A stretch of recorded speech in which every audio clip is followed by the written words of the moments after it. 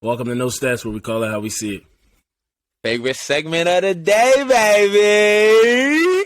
What you got? Let's round it off, man. You know I'm hyped.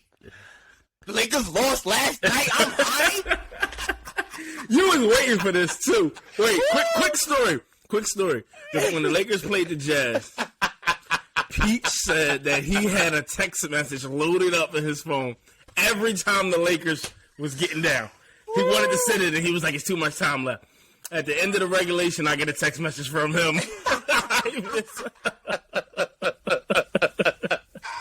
He was waiting on this.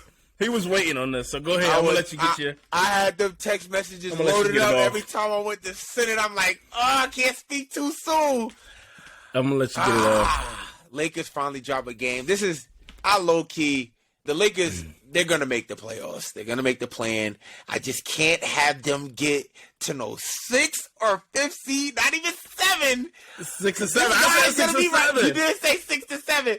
This guy's going to be right, and I'm going to be wrong. And I do not like being wrong. But on a serious note, though, I want to really dive into the game. The energy in that game was immaculate. The emotions around this game was crazy. Lakers coming off a back-to-back after a tough overtime game in Utah. So, I didn't think that they would come back like they did in that third quarter where they made it a game. Didn't build off it after the third quarter, got sloppy in that fourth quarter, and Clippers were able to ride that on home. Take me through your thoughts on the game. Did you think the Lakers could pull it off? Would you think the Lakers could pull off fucking every win? Yeah, this guy, And where how do you think this affects the Lakers going forward? Especially, losing to their neighbors and Russell Westbrook, who played phenomenal last night. In the 21 minutes that he did play, he did. So I think it's two parts of it. I think that them having to go in overtime with Utah the night before was bad. I think they should have handled business. That shouldn't have happened. And I know Kelly Olynyk hit a bank three, and some things fell Utah's way. But I think knowing that you were going to have to play LeBron and AD on back-to-backs, which they tried not to do, because of AD's injury history, and LeBron, is in his 20th season, so you try to make sure these guys are fresh for the playoffs, but that was a big game. So I think you're supposed to handle business to the point when against Utah, to the point where you can sit the starters for like that most of the fourth quarter, and I think they tried to, but Utah was just fighting. Utah still wasn't mathematically out of the play-in, so they still had something to play for. 5-0, not to interrupt you. They're 5-0 in overtime games this year. Exactly. So they was playing. They was playing hard. So I think that bit them. On the other end, this Clippers game. If the Clippers could play the Lakers every game, they would be like 12-time NBA champions, bro. Bro, when the Clippers play the Lakers, bro, I don't know what it is, bro. There's a line in their contract that says you will get X amount of money if we beat the Lakers. But I don't know what it is, but they all just play well. But I think this is 11 straight? I think 12. Yesterday 12? Made 12, I think, yeah. Oh, that's ridiculous. Bro. And but as far as the synopsis and analysts on the game, analyzing the game, I think the Lakers started off slow. I think LeBron may have played one of the worst halves of basketball that first half. He just looked out of sorts. He had 3 points. I think he only shot the ball once, maybe twice in the first quarter. They just looked off, man. Anthony Davis, I think he got outplayed by Zubac. And then you seen in the second half, I think LeBron was able to get a breather, realize, all right, we got to turn this up. They had dug this up in the hole. What were they down? 16 or something and a half? And they got to 24. It got ugly. And then you had to tell the two halves because LeBron had 30 in the second half, and I think he only missed 2 shots. He was going crazy in the second half. But when they did cut it to 6, I think it was just too late. The Clippers was making 3 after 3 every time the Lakers cut the lead. Bones Highland was playing out of his mind. Norman Powell is a bucket, bro. I don't like I know he's good, bro, but I think he's better than a lot of people give him credit for. He does it all. And then bro. remember, this is all without Paul George. Like, and I think off Russ the bench, bro. 20, what Yeah. he had 27 off the bench, bro, he outscored the Lakers bench. He by gets himself. to the line.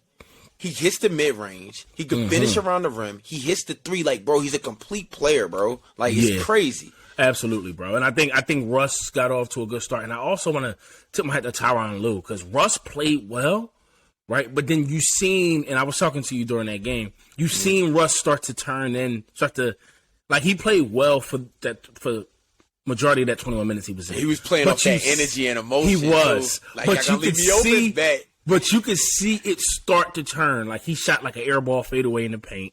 And then he had like 2 turnovers and Tyronn Lue just yanked him. And Russ really didn't play that much after that. He didn't see the fourth at all. He didn't see. That's what I'm saying, bro. And I think that was brilliant by Tyronn Lue because he knows that, yeah, Russ plays with that emotion, that chip on his shoulder, and that's a gift and a curse. You know, because sometimes you when you play with too much emotion in the game, you know how it go. It's like you're not focused on the task at hand. You out here to get revenge or prove a point, which isn't in the scheme of team basketball and what we're trying to do here and get this win. So I think Tyronn Lue did a great job. But that loss falls on AD and LeBron. I'm not going to blame it on the back-to-back. Like, you know, y'all know what y'all had. So y'all couldn't handle business. You go out there, you got to win. It's essentially a home game. There's more Lakers fans than Clippers fans probably. So they have to lead. Austin Reeves, you know, those guys, Dennis Schroeder, Jared Vanderbilt, Malik Beasley, they could have played better. But LeBron and AD are the leaders, and they got to start that game spark. better.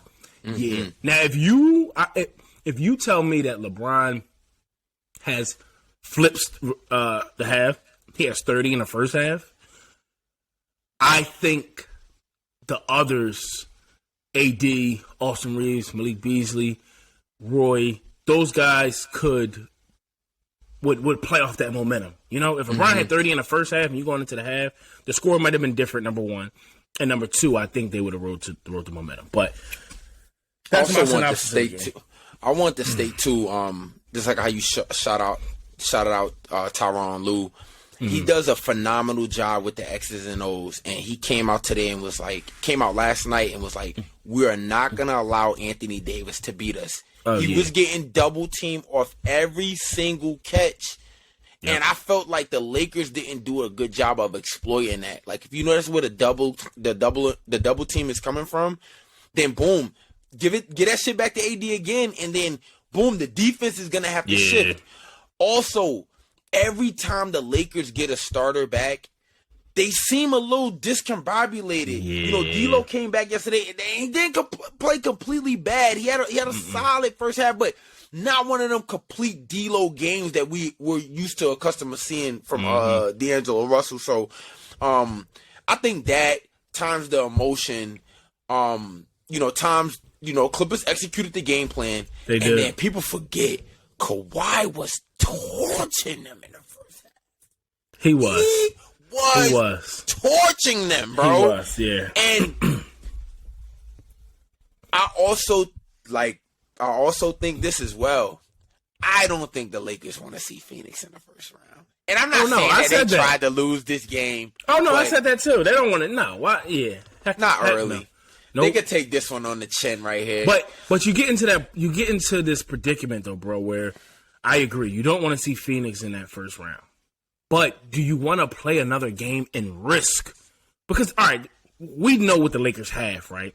And I think both of our projections for the Lakers are based on the potential that they have because of LeBron and AD and the way these pieces are starting to mesh together, right? But let's say they have to play a 10, and whether that be that 10 seed, right, in the play-in. Is it 7-10? No, so 7 and 8, and then 9 plays 10, and then all right. So let's say they have to play 8, right, and they could lose to the Pelicans. Like, we're not going to act like. I mean, I'm taking the Lakers to win, but they could lose. Absolutely. Right? And now you in that territory where you don't want to be in. Now it's going to go home, and I just don't think you want to be in that. Don't get me wrong. I'm taking the Lakers to win against whoever that 8 is, But I just think that if you would have solidified that 6 seed and hope Golden State stayed at 5, that would have been a better situation. Would have been way better. But I know it's hard. It's hard to kind of gear that, and you just go out and try to win games. But yeah, I definitely don't want to. I definitely don't think they want to be in a spot like that, because if they do 4-7 and say they play the Pelicans, they lose, then they would have to play the win out of 9 and 10, and then that's just and who can say that's not Dallas? Yeah, like, a hungry Dallas team, so that's gonna be tough. That's gonna be tough. But we are approaching this playoff time, right? And we got a lot of players that have a chance to take that next step. We talked about this on one of our previous shows about Jason Tatum and him taking that next step. But there's a lot of guys. It's Embiid. He ready to try to get a ring. I mean, Tatum and Jaylen Brown still don't have a ring. They were there last year, but maybe they have some unfinished business. Donovan Mitchell, what is he trying to prove over there in Cleveland? You got De'Aaron Fox and Sabonis and them boys who got the 3 seed. You have Ja. I was gonna say that Memphis, who was saying that they're not worried about nobody in the West. So now it's time. Now it's time to see Jokic. He has 2 MVPs. I think he has the most pressure on him than any other player right now. Yes, Jokic and the Denver Nuggets, they're finally where they want to be at. Healthy, number 1 seed with home court advantage. I mean, 2-time MVP. This is the year right here. This year is a failure if they don't at least get a conference finals bid. At least, minimum, bro. Minimum. Yeah. So, I think Jokic out of that whole group has a lot of pressure on him in this playoffs to, get Denver back to where they need to be, and the surrounding support and cast around them. If they and we could save this for another segment, but if they fall short, I'm packing up damn near everybody. I'm going to get Damian Lillard. That's what I was about to ask you. All right, so before them falling short, and when the playoff table is set, of course we'll do our predictions. But right now, let's just take the top 8 seeds in the West. Mm-hmm. The way they are currently constructed, where do you have Denver finishing? Just quickly thinking about because they would have to play Phoenix in the next round. I would say semifinals, bro. I would say that's my cap, and I'm a big Jokic guy, but I think that's my cap for them is semifinals. I don't see them beating a Phoenix team. Mm-hmm. I can't see them beating a Lakers team, healthy Lakers team. I even can't see them beating the Clippers. I think they would have problems with Golden State, who eliminated them last year. So it's just a lot of teams that I think that they will want to avoid, but you can't really avoid. They're gonna be in a dogfight in the second round, bro. Without a doubt. And then think about it. Who's to say Pelicans don't get the 8th seed, and now you playing against a Pelican team, and B.I.'s looking crazy right now. Yeah, he's looking crazy. He is, bro. He's averaging 30 a game, and then you think, I know Zion's been, in and out, but if he could get healthy this week, at least get he's probably not gonna get no games under him, but if they could get, he's gonna play in a plan. Even if they play him minimal minutes, he's gonna still come off the bench and play. And then they're going to a playoff series with 1 or 2 games under your belt. I don't know, man. Denver's seemed like they've been slacking kind of as the season's been winding down. So you on the Denver train with me, the not believing. It's all coming together a little bit more now. Right. Just as far as their play, and I don't know, bro. I just the West is real disoriented, bro. Every single team has their weird problems, and that's what I kind of want to touch on here too. With the Warriors are gonna get Andrew Wiggins back, and they're gonna probably play him in a week, and that window is very small because, he's going to be coming back in a playoff series. Right. So right. I just want to hear your thoughts on how do you think this is going to be? How would this impact the Warriors like going forward? And how fast do you think Andrew Wiggins could come in and make an impact immediately on this team? Because they're gonna need him. Yeah, they definitely will, and I think that's a great question, bro. And I think we touched on this briefly in one of the previous episodes, but I think Andrew Wiggins has to be all in. I think his head and his heart has to be in basketball, because whatever kept him sidelined for that long is something that is serious, at least to him, whatever he's dealing with. So I don't know if there's pressure, external pressure or even internal pressure, that feel like I have to come back and be there for the playoffs. We don't know what Andrew Wiggins we're getting. If they're going to throw him out and there's going to be minute restrictions. I think that's a lot. And we both know the impact that Andrew Wiggins had on that championship run last year. Now, with that being said, am I going to count out Curry, Clay, and Draymond and Jordan Poole and Steve Kerr and them boys? No, I'm not. I'm not saying they can't, because, this is a dynasty that we've seen not no matter who, but constructed in a bevy of different ways, right? With KD, with Harrison Barnes, with Andrew Wiggins, and they still managed to win. Yeah, so I'm not going to count Golden State out by any means, but if I had to put my money somewhere, I would say Golden State won't make it back to the finals, or I don't even think the Western Conference Finals, man. I mean, what are they currently at? They currently at 5? Yep. Yeah, bro. If they stay at 5, that's going to be a great series to watch, but I think Phoenix knocks them out, and they'll go out in that first round. That's going to be a tough one.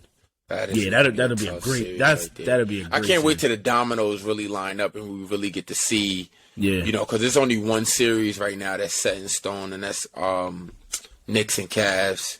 Right. So we still waiting to see how the dominoes fall, man. Who you like in that series? I can't wait for us to do the breakdown on this one right here, bro. Because I honestly think it could go either or. Because I have stated this before. When you have non-shooting bigs in games, or bigs that's not, and this is no disrespect to Evan Mobley or Jared Allen, but that floor gets smaller. And now you're going to need Evan Mobley to be able to knock that 3 down consistently, knock down that long mid-range consistently, because Jared Allen's not shooting. Right. So I think when you can shrink the floor like that, and you put a lot of pressure on Donovan Mitchell and Darius Garland, the usage rate is going to be through the roof. Also, you're bringing Carlos LeVert off the bench, but you're starting Isaac Okoro at the 3, who's going to be another person that I think minutes is probably going to decrease as well. He's going to be another one that is going to have to step up big for these guys. Inexperienced too. And Brunson's a dog. Brunson won 2 games, 3 games when Luka was out last year versus a heavy loaded Utah Jazz team. Yeah. So I think with Brunson experience, you got Randall, who's been looking phenomenal.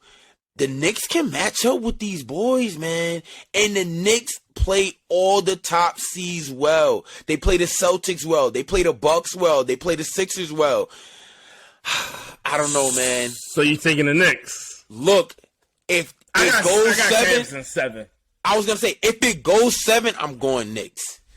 Ooh, anything before that, I could say I think if the Cavs want to win this series, they need to win it in 5. They need to win it in 6.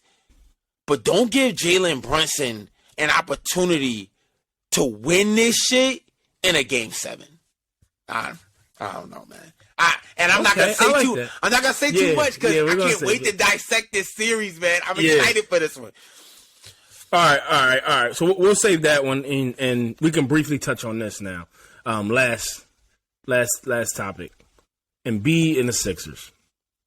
They've been another team that's been trying to put the right pieces around a guy like Embiid, whether that was Ben Simmons early on.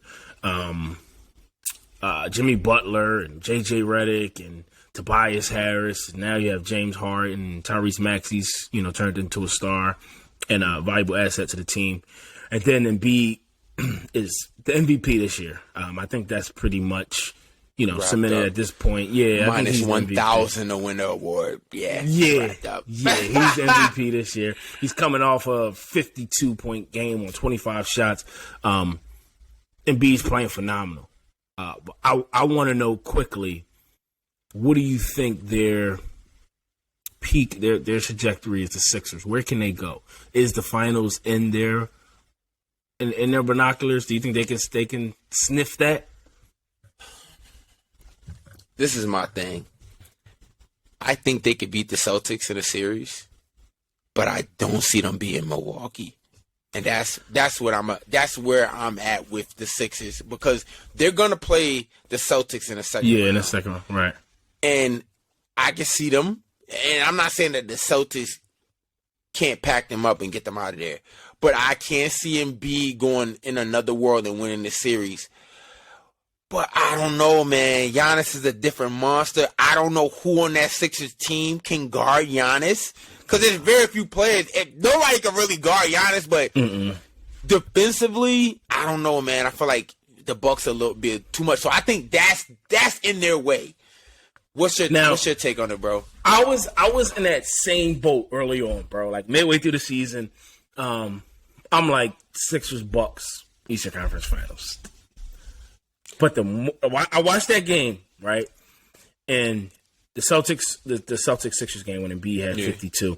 The Celtics were without Jaylen Brown. And I thought Embiid had to put on a phenomenal performance. PJ Tucker had to hit some very big shots. He hit 3 or 4 of them corner threes straight, fourth quarter. Like I'm talking with under 6 minutes, like big threes. And I think Embiid was just playing out of his mind, bro. And I think it took a lot for them to beat the Celtics at home minus Jaylen Brown. And even though at first my first initial reaction was, damn, Embiid's, it's about Embiid's performance.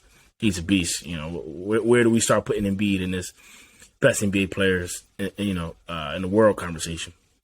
And then I was like, they almost blew that game at the end. It was tight. And like I said, they were out Jaylen Brown. I don't think the Sixers can beat the Celtics, bro, in a 7-game series. As much as I want it to happen, I just think the Celtics, Malcolm Brogdon, Derek White, they're deeper. I think in a series like that, too, I think they're going to have other guys beat them outside of Embiid. Yeah. That's what I'm saying, too, bro. I just think Embiid's going to kind of get frustrated. You're going to need Harden to be a little more than 17-10, 19-9 Harden. You might need Harden to give you 25 or Tyrese Maxey to step up. That's your only way, man, because I just seen Embiid play probably the best game I've ever seen Embiid play. And what they won by 4? And barely beat Boston without their second best player. At home. I don't know, bro. The Sixers, this Boston knocking off the Sixers and the Sixers not getting over this Boston hump, I think is going to continue. And they may need to start looking into that Damian Lillard package, because something has to change, because you can't get past Boston. And I don't even think it helps if, seeding was different and you were 4 or 5, because you wouldn't get past Milwaukee. You need something to get you into that top 2 teams in the East. You needed Boston. Yeah, you needed Boston. You needed Boston and Celtics to see each other before you could see each other. Exactly. And then you got to think they could play a fucking who would the Sixers match up with now? They're a 3 seed. Who's the 6 seed in the East? You're gonna play the Nets. Who's gonna play you? They're gonna play you tough. Y'all probably sweep them, get them out of there in 5, and then that's when you gotta play the fucking heavyweights right after. Right. So I don't know, man. We haven't seen the playoffs yet. We'll save the previews more. I can't wait until we dive into our NBA playoff, John. It's gonna be crazy, man.